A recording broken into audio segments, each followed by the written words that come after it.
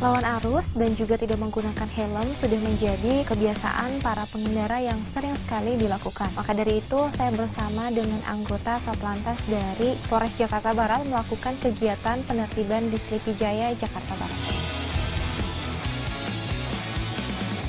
Dan tak lama saya langsung menemukan salah satu pengendara yang mana penumpang dan juga pengemudinya tidak menggunakan helm. Selamat sore adik-adik, maaf mengganggu perjalanannya. Ini kakak adik-adik? Kakak, saya saudara. Siapa yang bawa motor tadi? Iya.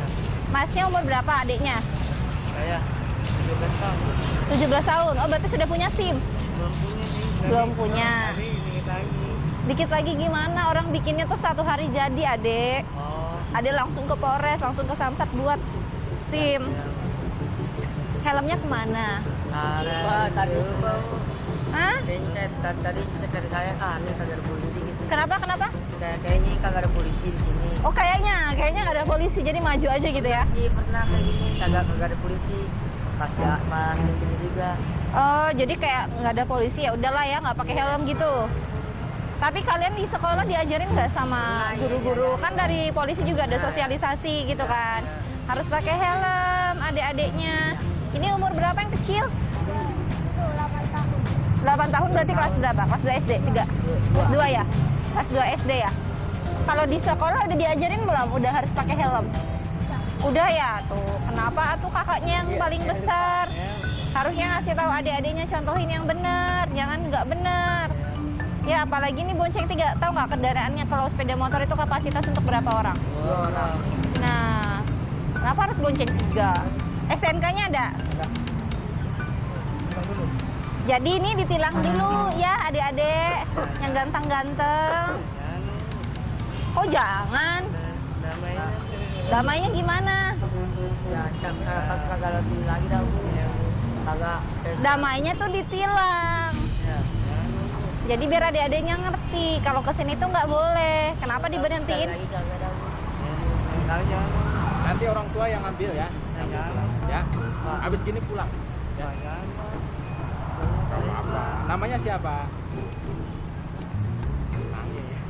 Kok nangis ya? Anak cowok nggak boleh nangis.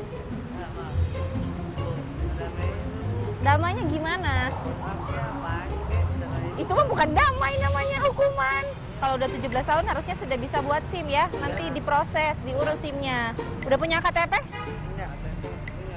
Udah punya? Nanti langsung dibuat aja ke Samsat ya. Tapi ini harus ditilang adik-adik. Saya pun menghimbau untuk kedepannya segera membuat SIM agar dia bisa menggunakan kendaraannya. Siapa yang jamin nggak ngelakuin lagi? Kayaknya Bu. Jaminnya gimana? Janjinya gimana ngejaminnya?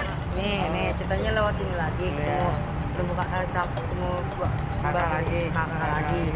Terus dibilang gini nih SMK-nya. Oh jadi sekarang dimaafin aja gitu? Terus titik jerahnya di mana? Adanya sih kenapa ngelanggar-langgar? Ya, saya maafin saya Bu. Untuk memberikan efek jerah kepada adik-adik ini, maka dari itu saya meminta kepada mereka untuk saling mengingatkan dan juga saling menghimbau. Mengingat itu dapat lebih diingat dibandingkan saya yang harus mengingatkan kepada mereka. Motor mau dibilang baru dia main sama bapak lu. Salah kita berdua juga jadi dia. Tapi kesian sih temen kan ada salibnya. Iya. Yang ngulangin lagi. Iya. Gue gak bakal ngulangin lagi kok. Ya dah. Udah. Berpelukan bertiga. Sini bertiga. Awas, sundul. Sana ngadep sana. Ngadep kamera. Kita berjanji gitu. Kita berjanji akan menggunakan helm. Sok. Kita berjanji agar menggunakan helm. Karena pelanggaran yang adik-adik lakukan cukup banyak, maka dari itu saya melakukan tindakan hukum yaitu berupa tilang. Dan lagi-lagi saya pun menemukan pengendara dan juga pengemudinya yang tidak menggunakan helm. Sore Kak.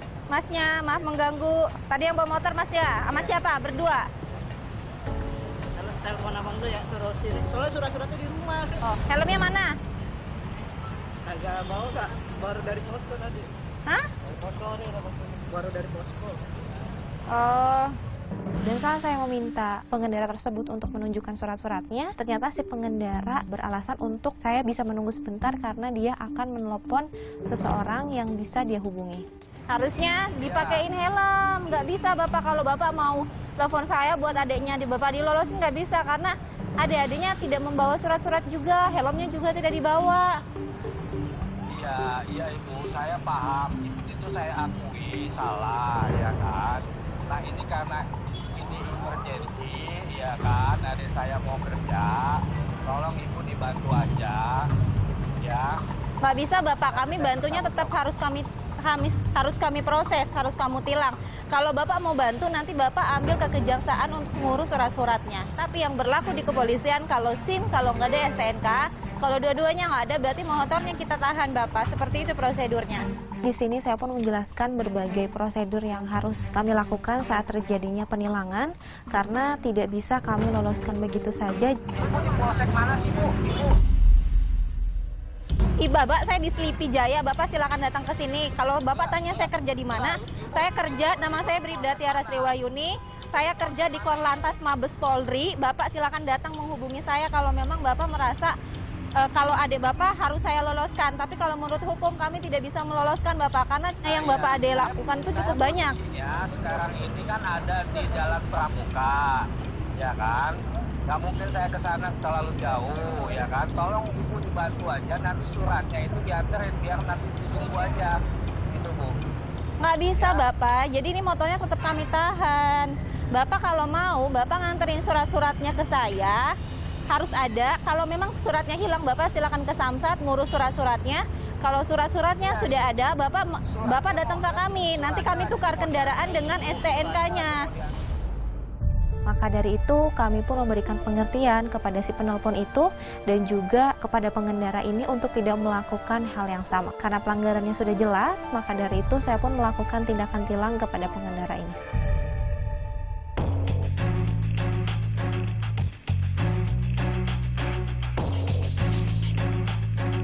Saya pun memberhentikan pengendara yang lagi-lagi tidak menggunakan helm baik pengemudi dan juga penumpangnya. Di belakang siapanya? Temannya. Minggu dari itu saya ambil helm saya kan biasa tinggal di warteg sama saudara. Oh, kenapa helmnya ditinggal di warteg? Mau ke bentar ayam. Kenapa tuh helmnya ditinggal-tinggal? Bisa deket. Kenapa nggak mau pakai helm bapaknya kalau dekat? Gak masalah itu. Kenapa? Jadi apa dia bilang nggak apa-apa deh kita ini kayak kata saudara saya. Pakai ada surat-suratnya? Dompet saya juga saya tinggal di situ Bu. Ih, kok ditinggal dua-duanya? Iya saya dompetnya saya tinggal di warteg. Bapak kalau orang yang bawa kabur STNK gimana? Mana KTP keluar? Di dompet Sana. saya tinggal di dompet semua. Di Pak. warteg. Karena rasa kecurigaan, salah satu rekan kami pun meminta si pengendara tersebut untuk mengecek apakah di dalam tasnya tersebut terdapat STNK dan juga SIM. Dompet nggak mungkin, coba bukan tasmu. Nggak ada Pak. Dompet kalau tinggal di warteg. Makanya nih masnya nih. Dompetnya lapar juga ternyata ditaruh di sana. Masnya di warteg itu siapanya? Saudaranya Pak. Oh, itu dompet. Masnya nih gimana nih bohong-bohong. Dan ternyata benar, di tas tersebut terdapat SIM dan juga STNK. Nah, ini ada. SD baru kamu boleh bohong, aduh kamu. SIM-nya keluarin, ada. SIM ada nggak, Mas? Hah? Dia lagi diperpanjang. Udah nggak punya dia, nggak punya SIM. Udah saya kasih 2 pasang. Ini mohon maaf ditilang ya, Mas ya. Masnya lain kali nggak usah bohong-bohong. Langsung aja kasih ke kita. Saya sangat menyayangkan apa yang telah si pengendara ini lakukan karena selain melanggar aturan lalu lintas seperti tidak menggunakan helm, namun juga berbohong kepada kami bahwa dia tidak membawa surat-surat yang lengkap. Ini bener helmnya ditinggal di warteg. Ada Bu di warteg. Jangan-jangan bohong nggak di warteg lagi. Iya, sama sarung tangan semuanya jaket. Bener yang ini, nggak bohong-bohong lagi. Kalau saya dulu di warteg. Awas lo, nggak boleh bohong-bohong lo, Mas lo.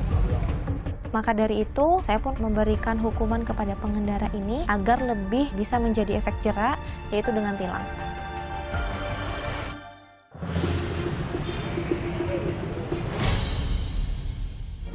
Sini. Saya pun menemukan kembali salah satu pengendara sepeda motor yang tidak menggunakan helm. Masnya helmnya kemana? Bos saya mau kumpul, Mau apa? mau beli gorengan. Oh, mau beli gorengan. Buat siapa?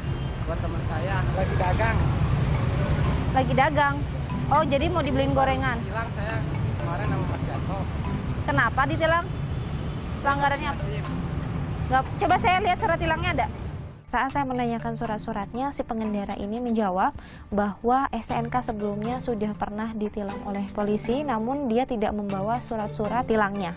Hanya helmnya dipakai. Surat-suratnya juga nggak ada. Ini motornya ditahan ini. Jadi anterin dulu boleh ke sana. Jalan kaki. Nggak ada kan yang bisa diambil. SIM-nya kan nggak punya. STNK kan sudah ditilang. Oh, kalau ditebus sekarang bisa ini motor. Bisa pakai tilang. Berapa? Ke bank. Nanti dari bank yang ngasih tahu berapa dendanya. Tapi dendanya denda maksimal dulu. Yang ditilang sekarang motornya. Jadi 2 tilangan. Sini kuncinya. Saya anterin dulu, jauh.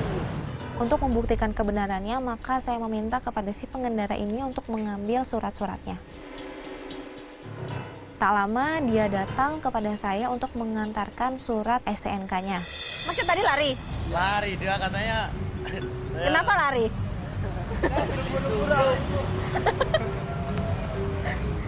Masnya ini dulu lah. Nyanyi dulu lah. Iyalah. Nyanyi Indonesia Raya aja. Nyanyi Indonesia Raya. Nyanyi Indonesia Raya. Malu lampu saya. Hah? Malu saya. Ya udah ditilang berarti motornya.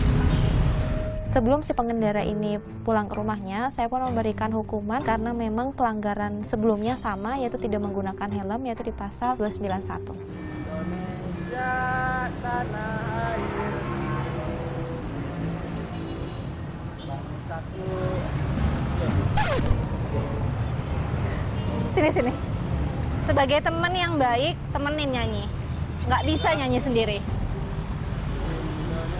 Indonesia tanah airku, bangsa tanah tumpah darahku.